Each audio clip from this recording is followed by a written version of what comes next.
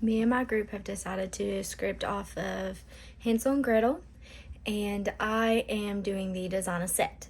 So, in our play, I have chosen to do the proscenium theater layout. I feel this is the best for us because you need to see the view from like left to right. In other layouts, you can be sitting all around the stage, also known as the arena theater. On all three sides of the stage, except for one side, that is the thrust theater.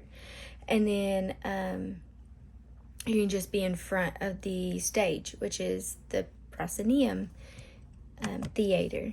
So I'm going to show you some examples. There's my PowerPoint. This is just showing where I would use the proscenium theater. You have the stage, and then you have one-sided audience. This is the arena theater. I do not think that this would be good for us because if you put a house right in the middle of that, then you would not be able to see the people going in and out of the house. What are they seeing? I don't think that this would be good for us. This is a three-sided theater. So when I see this, I really think about like a runway show, like where the models come down the walkway and they turn and you're looking at them.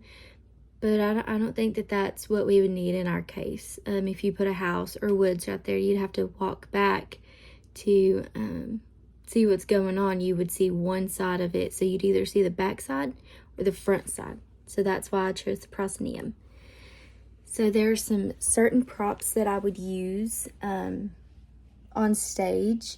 So there are the fog machine, cardboard trees, a candy house, of course, trees to make the forest.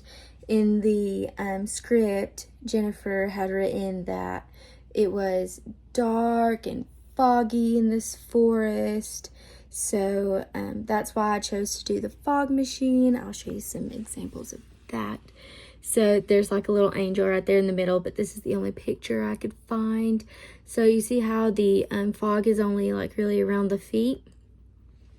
That is what I thought of whenever I read the foggy forest scene.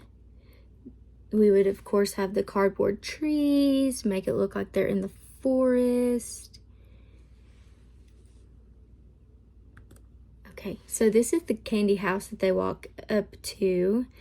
So this is kind of similar to what I would think. It's very colorful and vibrant and would draw anybody, be like, oh my gosh, what's that? Here's some more examples. It would have to be bigger and just colorful. They've got the candy canes and then just like the little candies right here. Really draw the attention to kiddos. So this is just the details that I would do, like gumdrops up on the rooftop. So this is the forest, how I would think that it would be. Another example.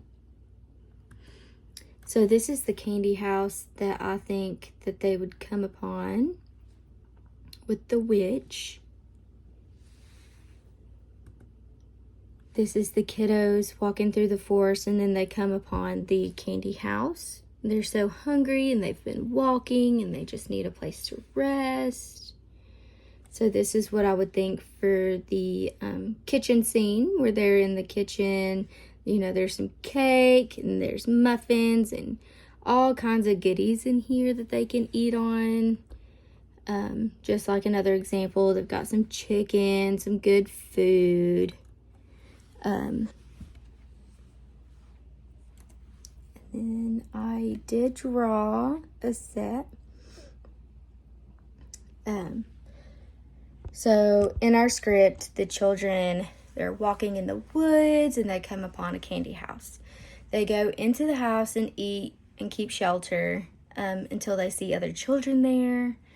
They are without eyes, so they're a little scared.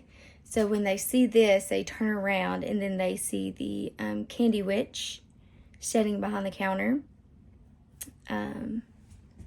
So This is what I drew.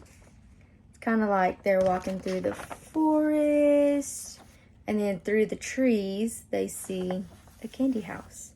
It's black because it's dark. Some little candies right here. Okay, so that's just the scene from outside. I did draw something from like theater view, and this is what I drew. This is the proscenium theater. It's one-sided. Here's the audience with their heads. So it's just as backwards to you versus me. But they start on the right. They're walking through this forest, and then they get to the end of the forest, and then they see the Candy Witch house over here. So I hope you enjoyed that. Thank you so much.